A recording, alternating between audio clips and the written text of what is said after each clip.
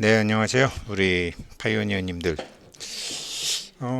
어찌됐건 12월이고, 2026년에 이제, 2026년, 2028년, 6, 7, 8, 3년 사이에 우리가 얘기하는 대로 100불, 1000불, 3000불. 예, 상식, 우리가 지금 기준에서 상식을 넘어서 한번 보게 되면, 파이에도 여러 가지가 있지만, 암호화폐 전반으로 놓고 볼 때는 지금 이제 금융기관, 공공기관의 이제 암호화폐 보유 전략이 어떻게 되느냐. 이런 것 때문에 이제 미카 같은 것도 파이는 오래전부터 준비를 했죠.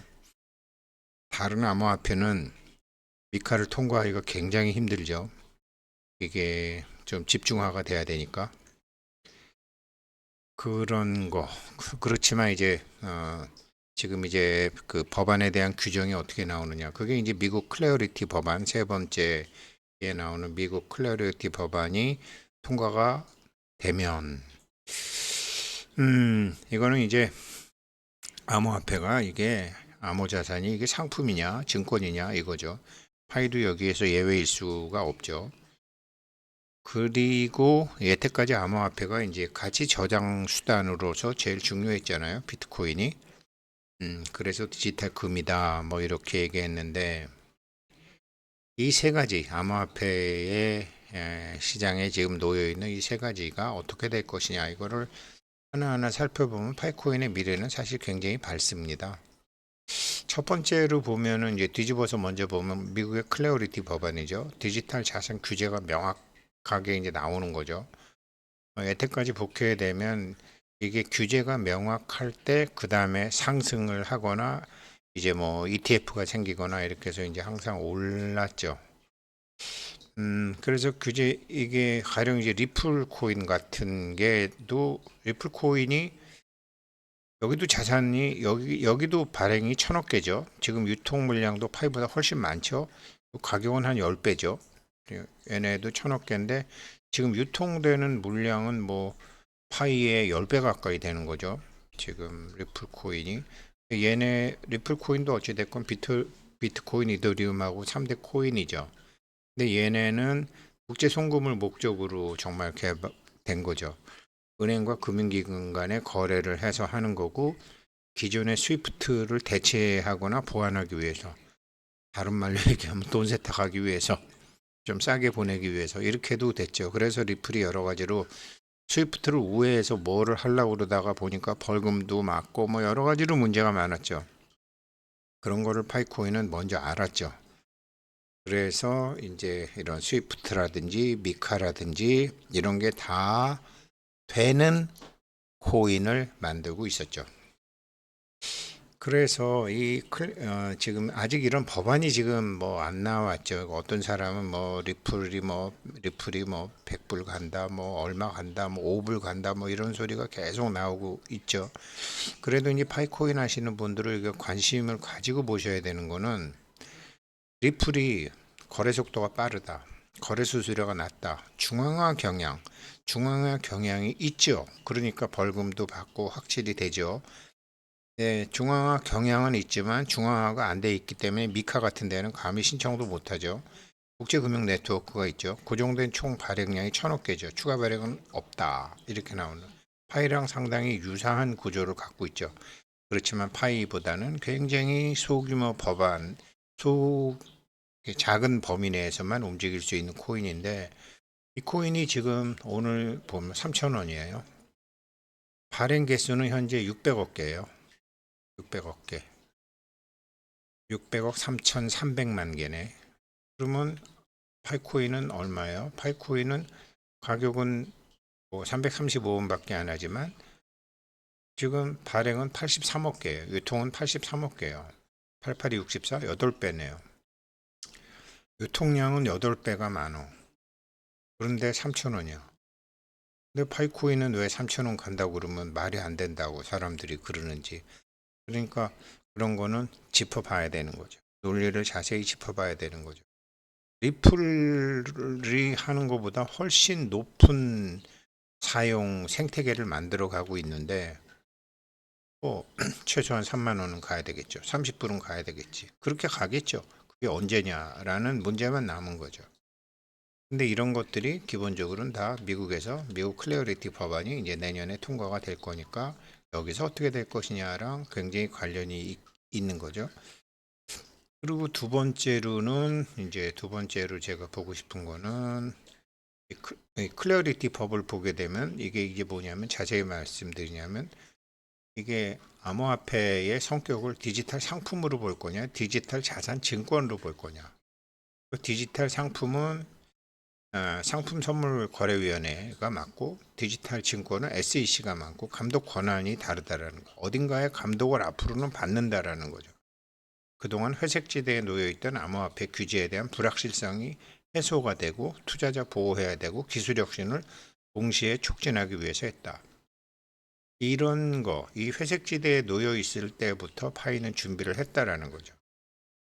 그래서 뭐 비트코인, 이더리움, 탈중앙화 네트워크 된 거는 상품으로 갈 확률이 높다. 이거는 현물 시장에서 감독을 하고 투자자 보호 규정이 강화될 것이다. 디지털 자산 쪽으로 가게 되는 거는 특정 기업이 발행하고 수익을 약속하는, 이거는 표현이 그런데 증권형 토큰인데 수익을 약속하지 않는다고 백서에 분명히 표현되어 있죠. 증권관리위원회라는 거죠. 그래서 이게 지금 파이코인이 수익을 약속하는 증권형 토큰이 아니라고, 그러니까 상품도 아니고 자산도 아니다. 그러면 정말 화폐로, 생태계에서 쓰는 화폐로 간다. 그런 것도 클래리티 법안이 나왔을 때는 어떻게 될 건가? 파이가 가는 길은 기존의 암호화폐와 다른 길이기 때문에 분명히 파이는 얘기했거든요. 수익을 약속하지는 않는다라고 얘기했거든요. 이게 원문으로 봐야 알겠는데, 그러면 이제 뭐 공시라든가 발행이라든가 불공정 거래든가 이런 게 엄격한 증권법이 적용이 되는데 둘 다 아니다. 둘 다 아니다. 글쎄요. 그래서 이게 이제 내년 초에 나오니까 이것도 파이에 굉장히 큰 영향을 미치게 될 것 같습니다.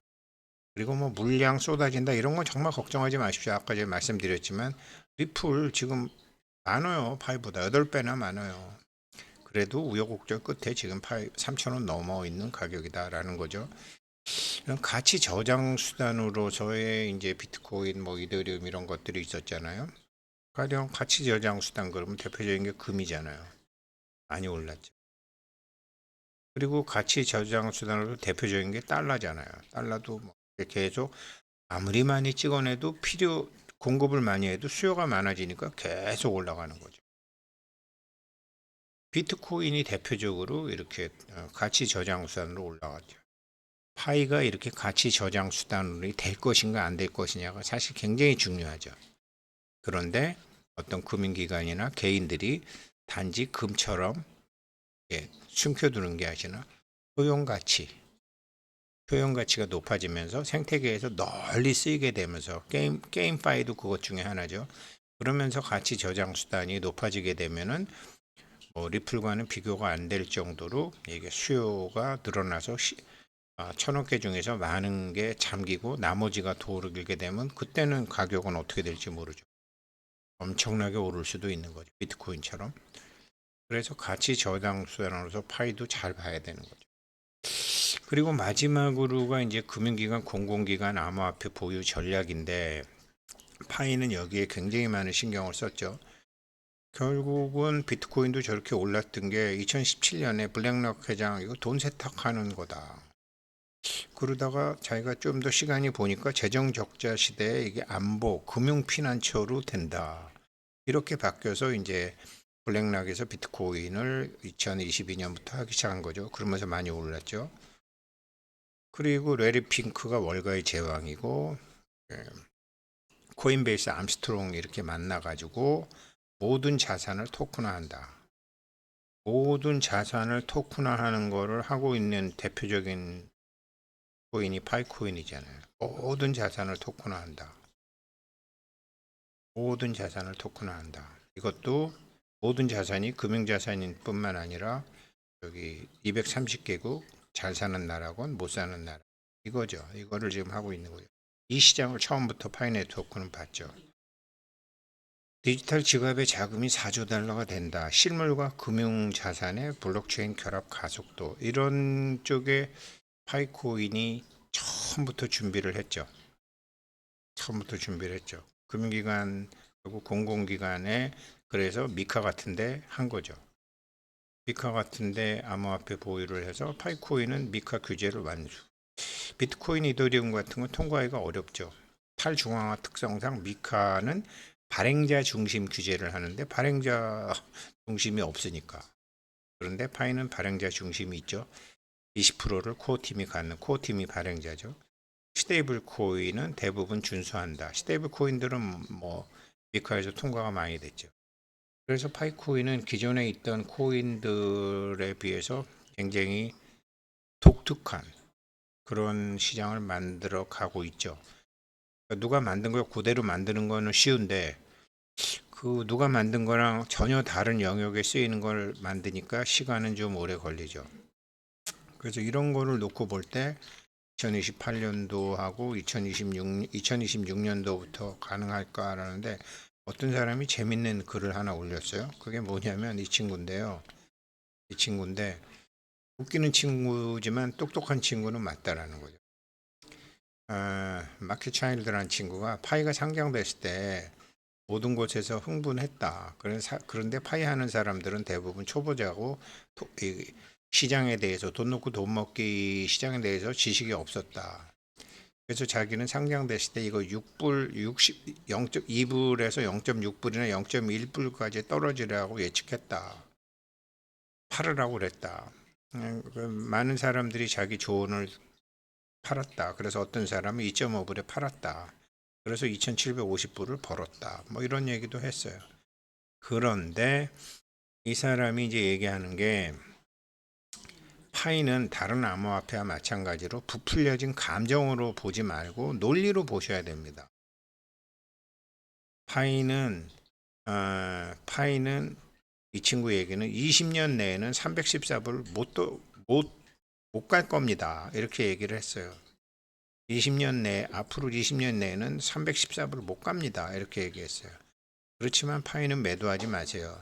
2026년, 2028년에 완전히 회복될 때까지 그대로 두세요. 이렇게 이제 마무리를 그리고 뭐 자기가 하는데 이렇게 와달라고 이렇게 했는데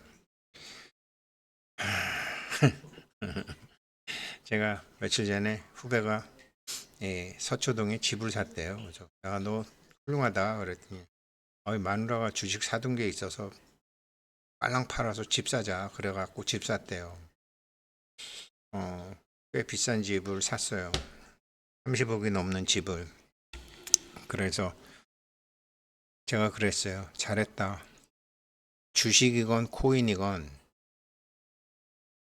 주식이나 코인으로 벌은 돈이 날아가지 않는 방법은 딱 하나다. 부동산을 사라. 그런 말이 옛날부터 있었다. 근데 넌 그렇게 했구나. 잘했다. 괜히 껍죽대지 말고 이제 그게 주식이나 코인은 실력으로 버는 것 같지만 그렇지 않다. 그거 완전히 운으로 버는 거다. 운칠기삼이란 말도 알지? 그러니까 무슨 뭐 이거를 공부하고 저거를 공부하고 뭐 저 어떤 거 그거 다 기다. 이게 정확히 적용되는 게 증권하고 투기 금융시장이다. 기술은 3밖에 안 된다. 나머지는 운이다. 근데 이 운이라는 건 미신이 아니고 이 운을 분석할 수 있는 툴이 여태까지는 없었는데 이제 양자역학이라든지 뭐 양자장이라든지 영점장이라든지 이런 학문적으로 증명할 수는 없지만 천체 물리학자들에 의해서 세워진 논리를 보게 되면 이게 운이 70%다. 그러니 너 껍죽대지 말고 그리고 잘 팔았다. 그 마누라가 안 팔으려고 그런 거 자기가 팔아갖고 집 샀다 그러더라고요. 잘했다 잘했어. 그래야 된다. 나는 너처럼 그렇게 젊었을 때 이렇게 똑똑하지 못해서 닭플레이를 했는데 너 잘했다. 이 친구는 그런 거 모르는 거예요. 2년 내에도 314불 가려면 갈 수 있는 게 시장이에요. 물론 말만 이렇게 했겠죠. 저보다 뭐 똑똑한 친구들 엄청나게 많으니까. 그래서 근데 이 친구도 2026년, 2028년에 완전히 회복된다. 뭐 이런 얘기들을 해놨더라고요. 그리고 이제 미국 제도권 편입 이벤트가 있을 때마다 가격이 반등했는데 이게 내년 초에 이제 미국 클래리티 법안 통과 여부가 시장 분위기에 반전의 분수령이 된다. 이거는 큰 법안이니까 지니어스 법안 통과됐을 때도 그랬고 미국 비트코인 ETF 승인됐을 때도 그랬다. 그런데 클래리티 법안도 그에 못지않게 막강하다. 이게 증권이냐 주식이냐. 이 증권이냐 주식이냐의 법안에서 파이코인은 어떻게 될지 잘 지켜봐야죠. 이게 아주 재밌는 것 같아요. 그래서 저도 이제 생각한 게 2026년, 2028년 요 세 가지가 파이코인의 미래를 결정할 것이다. 감사합니다.